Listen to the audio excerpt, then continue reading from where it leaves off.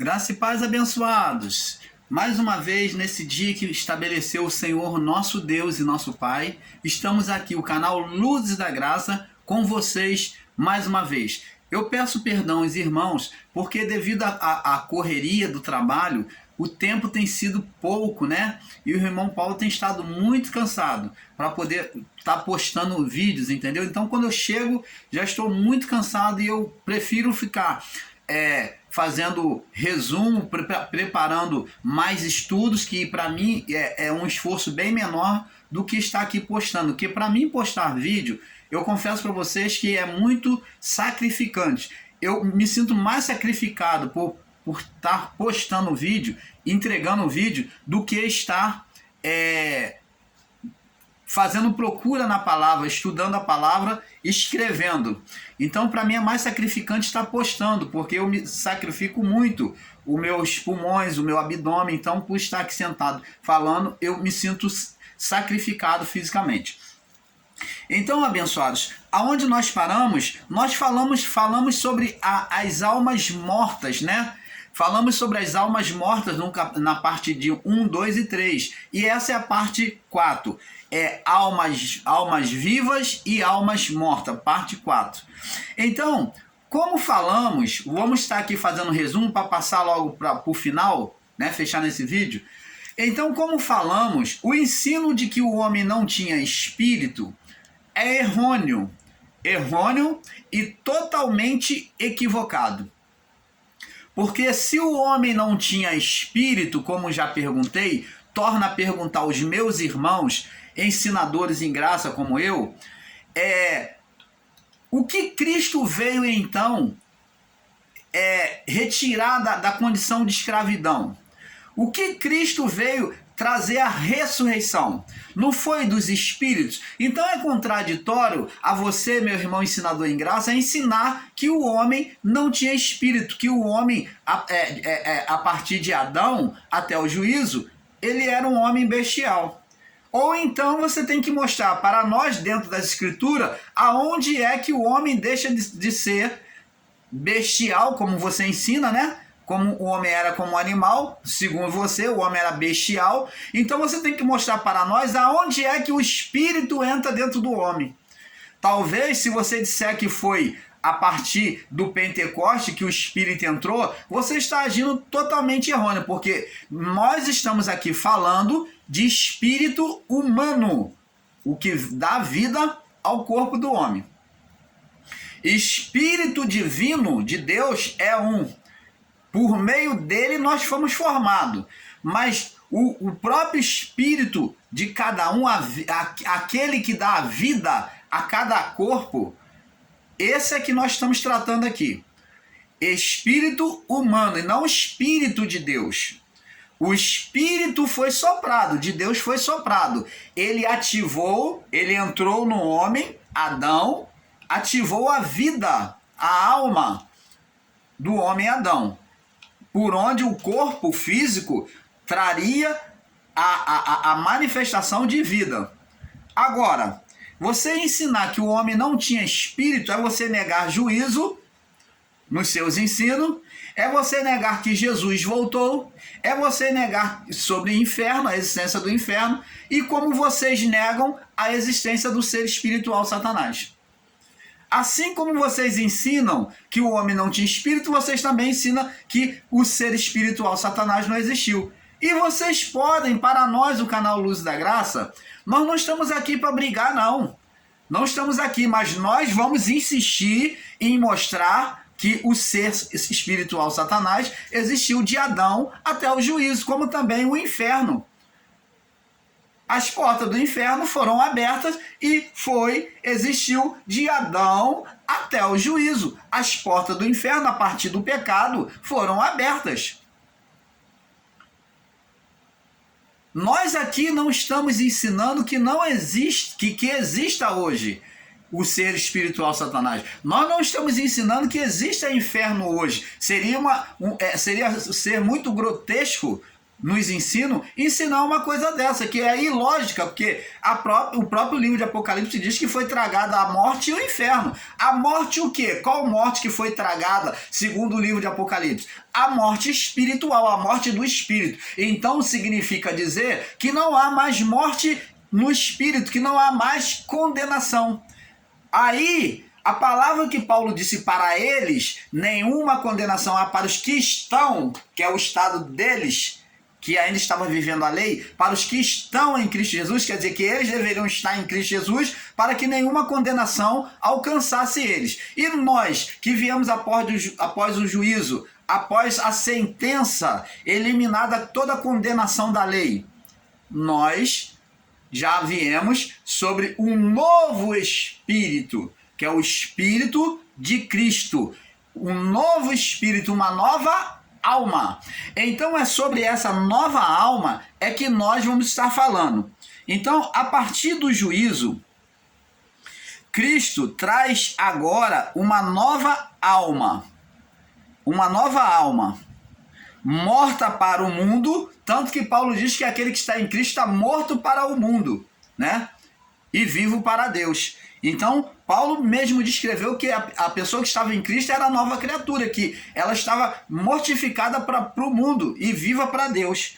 Então, morto para o mundo e vivo para Deus, né? E viva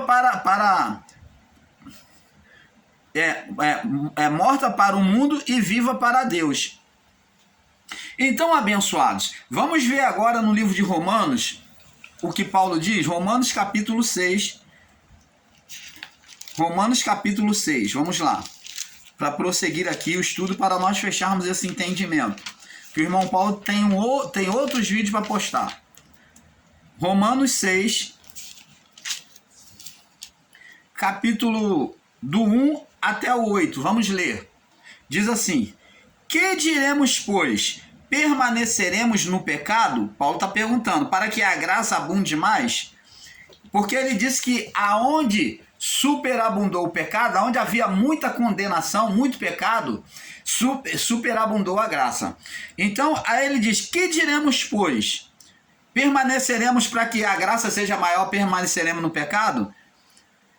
De modo algum. Para que a graça seja abundante? De modo algum. Verso 2. Nós que estamos mortos para o pecado, para o mundo, para o pecado, como viveremos ainda nele? Se você está morto para o pecado, como você vai viver praticando? Ou não sabeis que todos quantos fomos batizados em Cristo, em Jesus Cristo, fomos batizados na sua morte? Batismo como? Nas águas, batizado em Cristo nas águas, que ele está falando assim? Não, está falando de batismo no sangue derramado na cruz, dizendo que a criação, né, os homens foram batizados em Cristo, na morte de Cristo, quando o sangue foi vertido, foi batizado para expiação do pecado, de uma vez por todas. Então diz,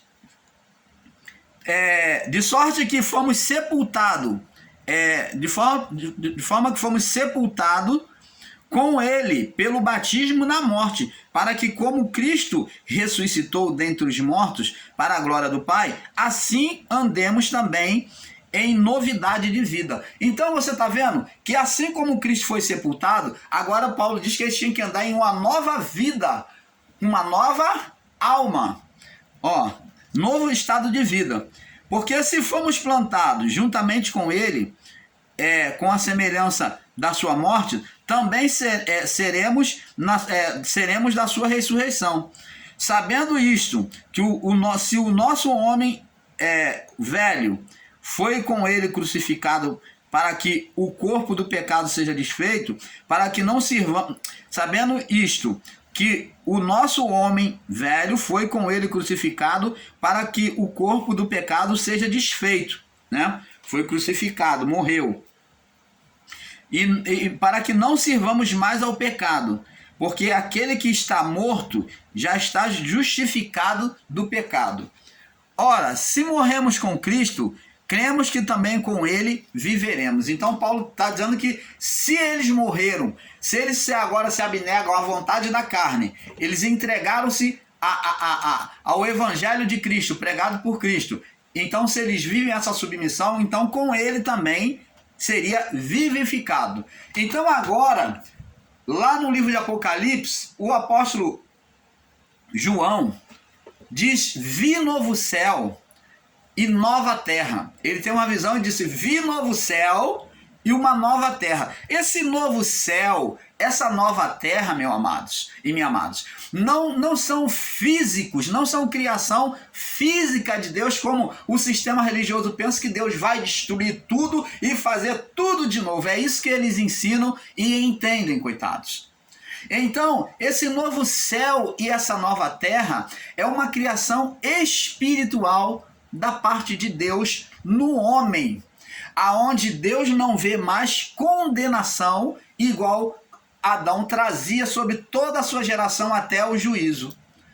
Então, em Cristo, pela alma de Cristo sacrificada, agora nos revestindo e vivendo sobre a alma de Cristo, sobre essa nova alma, esse novo espírito que é o de Cristo, não haveria nenhuma condenação. Esse novo céu, essa nova terra, é justamente a alma e o espírito. O novo céu é o novo espírito. E a nova terra é a nova alma. Terra é referente à matéria, ao físico. Então está dizendo que aquela alma que está ali, que estava presa à terra, ao corpo, que é presa ao nosso corpo, que é a alma, então agora ela não tem mais condenação, ela é nova ao olhar de Deus. Deus não vê condenação. Aquilo que é novo é sem defeito, sem condenação, amados. Então vamos ver agora também no livro de 2 Coríntios. 2 Coríntios, no capítulo 5, no verso 14. 2 Coríntios, capítulo 5, verso 14. Porque o amor de Cristo nos constrange. Porque o amor de Cristo nos constrange, julgando nós assim, 2 pontos, que se um morreu por todos, logo todos morreram. Você está vendo o entendimento aqui que Paulo está passando? Porque o amor de Cristo nos deixa constrangido, né? Julgando nós assim, julgando nós assim, que se um morreu por todos, logo todos morreram. Como que um morreu por todos? Está falando da figura de Adão, que morreu e trouxe todo estado de condenação. Agora, o Paulo aqui vem dizer, se um morreu por todos, ele assumiu a figura de Adão, pela figura humana. E ele morreu por todos. Morreu por todos. Todos também morreram. Então, todos morreram, cara. Ele morreu por todos. Ele quem? Cristo. Para que os que vivem não vivam mais para si, mas para aquele que por eles morreu e ressuscitou. Então, existe amados e abençoados em graça que eles querem, no seu entendimento equivocado, eles querem ser ditador da verdade. Aonde eles dizem, Cristo não veio para todos, Cristo não morreu para todos, porque existem palavras que ele diz aqui, que ele veio para muitos, muitos são chamados, mas poucos escolhidos, e que ele fala, onde usa a palavra muitos, então ele está dizendo assim, eles pegam radicalismo, eles gostam, principalmente em graça. Nem no sistema religioso, quando pastor no sistema religioso, eu vi esse tipo de radicalismo de palavra, amados. Somente em graça, eles pegam um trecho de uma palavra, criticam tanto o sistema religioso por usar textos isolados da Bíblia, que eles fazem o mesmo. Pegam uma palavrinha de um texto isolado e fazem um radicalismo. Cristo só morreu por muitos, não morreu por todos. E o que Paulo está dizendo aqui? Porque o amor de Cristo nos constrange, julgando nós assim, que se um morreu por todos, logo todos morreram. Quer dizer, todos morreram no sentido o quê? Espiritual. Entendeu? Todos para a condenação, para o estado de condenação diante de Deus, estão mortos, não tem mais condenação. E ele morreu por todos. Ele quem? Cristo. Para que os que vivem, da época de Paulo, primeiro século, para os que vivem, não vivam mais para si, para a sua própria vontade, mas para aquele que para aquele que por eles morreu e ressuscitou. Então Cristo morreu por todos ou não? Existe um radicalismo que diz, não, irmão, Cristo morreu só para os judeus, Cristo veio só para os judeus, amados e abençoados. Isso é radicalismo de ensino. Cristo não veio só para os judeus. O início do ministério de Cristo foi para os judeus. Mas Cristo não pegou os discípulos depois de terem pregado. Ele, quando mandou os 12, ele falou, ide somente as ovelhas perdidas da casa de Israel. Primeira evangelização. Agora, nas outras evangelizações, em que ele comissiona grupo de 70, ele manda pregar todos, tanto judeus quanto gentios. Por quê? Porque o propósito dos 12 já havia sido cumprido. Ele cumpriu, ele veio resgatar as ovelhas perdidas. Agora, ele vem fazer o contrário lá. Lembra lá da cidade de Babel, onde tinha 70 nações lá? 70 nações trabalhando lá para Nimrod, na construção de Babel, onde o Espírito de Deus fez dissipar aquele povo dali, daquele trabalho, criando a confusão de língua, e se espalhou e criou 70 nações. Então, amados, agora Cristo pega 70 discípulos, observa esse mistério. Tem pessoas que não examinam as escrituras e não conseguem ver essas figuras espirituais. Então, Cristo pega 70 discípulos e agora manda pregar tanto para judeus quanto para gentios. Agora, na segunda ordenação dele, que ele concede poder para expulsar demônios, ele agora manda pregar a todos. Tanto que ele diz, esses sinais seguirão aos que creem. Ele não fala, esses sinais seguirão os discípulos, só vocês, ou só os judeus. Mas ele agora fala que os sinais de cura, expulsão de demônio, anunciação da palavra, seguiria a todos. Sem acepção de pessoas. Qualquer pessoa que recebesse a palavra, exercesse a fé sobre a palavra, poderia em nome de Jesus curar, poderia em nome de Jesus libertar vidas de possessão demoníaca. E existem pessoas pregando, ensinando abobrinha. Diz que não.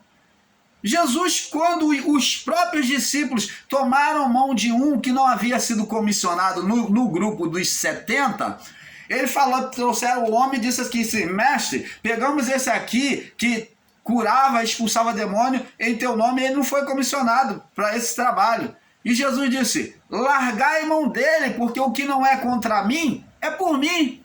Oh, amado, como é que você fica fazendo um literalismo de ensino, pegando a passagem onde Jesus pega os 12 pela primeira vez para evangelizar, e ele diz que somente para ir as ovelhas perdidas da casa de Israel. Ali sim, era só para o povo judeu a pregação. Mas agora na representação lá do início, né? Interligado lá com o início da história lá no período de Nimrod, na onde houve a confusão de línguas, onde 70 nações se dissiparam, né? Se foram cada um para o seu lado pela confusão de línguas. Então agora saiu-se dali 70 línguas dali. Hoje existe muito mais. Mas dali naquela divisão, originou-se 70 línguas. Então, agora, Cristo vem unir. Agora, separando 70 discípulos para o quê? Para englobar todos os povos. Significa que agora o evangelho era para todos. Quando ele faz grupo de 70, é para todos. Não mais para judeu, mas também para os gentios. Jesus começou pregando para os judeus, mas depois, quando completou a sua jornada de pregar para os judeus, foi pregar para os gentios. Você está entendendo, amado? A mesma coisa Paulo começou a pregar para os judeus e depois foi pregar para os gentios. Paulo começou pregando para os judeus. Mas depois Paulo, pela revelação, ele então foi pregar para os gentios. Ainda ficou um tempo pregando para os judeus. Ele estava pregando para judeus, no lugar que era judeu, ele pregava a lei, debaixo da lei. E no lugar que era um povo gentil, ele pregava com uma outra visão, uma visão da graça. Você está entendendo, amado? Assim também foi Pedro, que tinha uma visão na lei, e agora Deus mostra para Pedro uma visão do lençol com os animais impuros, e Deus falou para ele: mata e come. O que significava aqueles animais impuros? Significava os gentios. Quando Deus diz para ele: não tornes imundo aquilo que Deus purificou. Quem é que era imundo? O povo gentio, aos olhos de Deus, aos olhos dos judeus, mediante a sua confissão. Mas agora Deus estava englobando tudo, colocando tudo no lençol, aqueles animais que eram imundos, agora para que mandando Pedro matar e comer, que ele tinha liberdade de comer. Então Deus teve que replicar com ele durante 3 vezes, para que ele entendesse que Deus queria que ele fosse pregar para um gentio na cidade de Jope. Você está entendendo, amado? Então, não vamos ficar literalizando, vamos entender a palavra antes de chegarmos no canal e pregar abobrinha, né? E ficar pregando com radicalismo. Vamos procurar a interpretação correta, amados.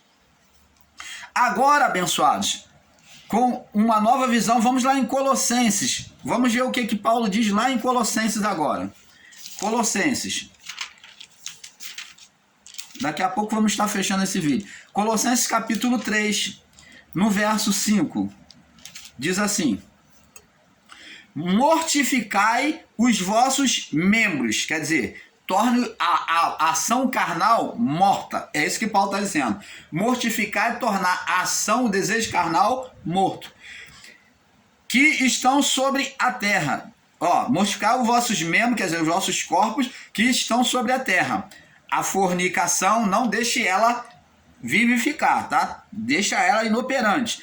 A impureza, a afeição desordenada, o desejo desordenado, a vil concupiscência, né? A avareza, que é a idolatria, pelas quais coisas vem a ira de Deus sobre os filhos da desobediência, nas quais também em outro tempo andaste quando viveis nela. Então, agora, você está vendo que agora eles deveriam viver com uma nova condição de vida. Agora a pergunta é, irmão Paulo, então o povo do primeiro século já estava com uma nova alma? Não. O povo do primeiro século, do período de Jesus, estava ali recebendo a palavra, e Jesus disse que a palavra era como a água limpa que vinha lavar. Então, vinha lavar o quê? A alma, tirar as impurezas. As impurezas. Então, preste atenção. Lembra quando Jesus, no caminho de Emaús, quando os discípulos dizem, por isso, quando Jesus falava com eles, ele não sabia que era Jesus, Jesus, quando se revelou, ele falou assim: por isso sentimos o nosso coração arder. Arder por quê? Porque a palavra vinha queimar e testificar tudo aquilo que Jesus já falava para eles. Eles faziam lembrança, então o coração ardia. Ardia não que queimava, era um fogo espiritual que estava queimando o engano, a palha, a dúvida do coração deles. Estava acendendo uma fé. Então, é um fogo espiritual invisível, né? Que é igual ao fogo eterno que viria queimar a palha e o joio. Então, esse fogo de certa brandura vinha no coração deles, acendia-se no coração deles pela palavra. Então, a purificação era feita na vida mediante a obediência à palavra de Deus. Então, eles recebiam o Espírito, né? Eles tinham que ser levados ao batismo, segundo a lei, né? Então, eles recebiam o Espírito era o selo, era o passaporte para a salvação. Para estar o quê? Para que o espírito deles viesse subir direto, não entrasse após a morte do corpo em estado de condenação, ficar preso né, na sepultura. Então, o espírito daqueles que recebiam Jesus ao morrer, eles não ficavam presos mais ao túmulo após a ressurreição de Jesus. Então, eles já subiam direto para o Pai. Você está entendendo? Então, já subiam direto. Agora, após o juízo, nós que viemos após o juízo, o nosso espírito acontece a mesma coisa. Na morte do corpo, ele deixa a existência, né? A alma, ela perece, essa alma, ela se desfaz e então o espírito volta para Deus. Porque a alma é a vida do corpo. A alma é a vida do corpo. E essa alma, Deus não se utiliza da alma. A alma é para a vida do corpo. Como ela é morada, o corpo é morada da alma. E a alma é morada do Espírito divino em nós, que é a luz divina em nós, em cada um de nós. Então, essa luz divina, ela tem que ter uma morada, uma habitação. E a morada dela é na alma. E a alma no corpo. Quando nós morrermos, a alma deixa a sua existência, o corpo volta ao pó e o espírito volta agora direto para Deus, não fica mais preso à sepultura, porque Cristo aniquilou essa condenação na sua glorificação. Você está entendendo, amado? Então, não existe mais condenação. Então, o que Cristo veio fazer é tirar aqueles espíritos que estavam retidos pela condenação da alma. Você está entendendo? As almas de Adão até o juízo estavam em estado de condenação. Então, tinha que haver uma separação dos dois, que eram um. Tinha que separar o espírito da alma. Então, o fogo espiritual, que nunca se apaga, Deus iria separar, né? Como Paulo diz, que a palavra de Deus é como espada de dois gumes, a ponto de separar. Quem é que iria separar? Fazer o juízo, pesar na balança o que é bom, o que é mal, a palavra de Deus. Então ela iria fazer essa incisão, essa circuncisão espiritual. Ela fez essa circuncisão que outrora foi representado no corpo pelo prepúcio, né? Agora essa incisão, depois essa incisão passou a ser representada pelo batismo, né? Que foi pelo batismo, que era a expressão do crer. Então, fisicamente, ela passou, na confissão, passou a ser representada depois de ser pelo prepúcio. Agora, para englobar judeu e gentio, passou a ser pelo batismo nas águas. Depois, agora, a incisão final que prevaleceu, né, e prevalece até hoje, é a incisão do Espírito pela palavra, que é Espírito e verdade. Então, ela veio separar a alma do Espírito, aonde o Espírito está pronto para subir, não há mais condenação. E no povo antigo, do primeiro século, então, separou a alma do Espírito. Paulo diz, porque é espada de dois gumes, a palavra de Deus é mais afiada que a espada de dois gumes, a ponto de separar junta e medula, alma e espírito. Então, essa incisão seria feita no final dos tempos, aonde Deus ia separar a palha do trigo. Você está entendendo, amado? Então, abençoado, temos que ter esse perfeito entendimento. Vamos ver agora umas referências aqui que o irmão Paulo deixou aqui para nós fecharmos este entendimento. Primeira referência, Romanos, vamos lá para o livro de Romanos, capítulo 6. Vamos rapidinho por causa do tempo. Romanos 6, no verso 8, diz assim, Romanos 6, 8, diz assim: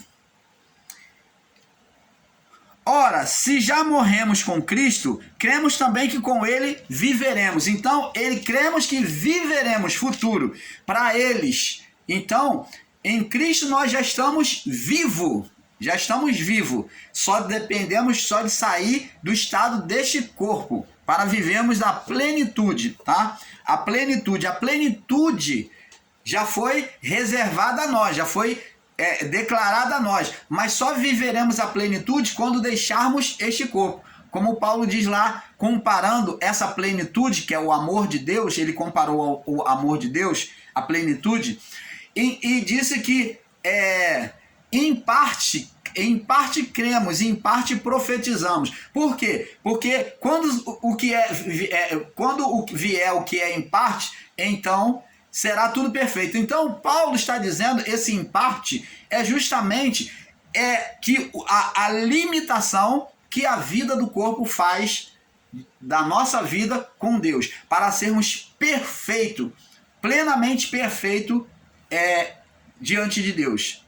Assim só seremos pleno quando deixarmos esse corpo, tá? Já foi reservada a nós essa plenitude, né? Aos olhos de Deus não existe mais nenhuma condenação, mas só viveremos pleno, completo, como Paulo diz lá, comparando ao amor, quando deixarmos esse corpo. Aí esse que é em parte, ele não mais vai existir, tá?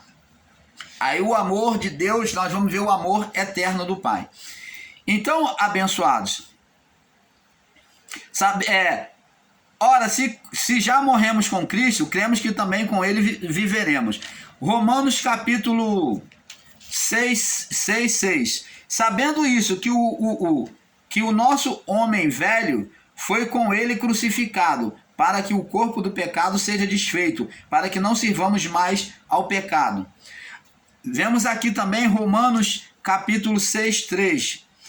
Ou não sabeis que todos que fomos batizados em Jesus Cristo fomos batizados na sua morte. Então, assim como Cristo ele vem ter a ressurreição, assim também todos os que creem nele. Nós temos também 2 Coríntios capítulo 5, verso 14, Colossenses 3:5, Gálatas 5:24, Colossenses 2:20, Colossenses 3:3, 2 Timóteo 11, 1 Pedro 2:24, Romanos 7:4 e Gálatas 2:19. Então são tudo referências que você pode estar lendo, tá? Para não tomarmos muito nosso tempo e estender mais um vídeo. Então o canal Luz da Graça fica por aqui com este assunto, completando, né, que as almas vivas são aquelas almas que foram vivificadas em Cristo. Tanto o povo do primeiro século, como nós após o juízo, muito mais nós após o juízo. Com isso, nós agradecemos a participação de vocês. Peço perdão pela demora da postagem do vídeo, mas, como dizemos, é um pouco aqui, um pouco ali. Vamos para o próximo vídeo. Paz seja dado a todos. Paz.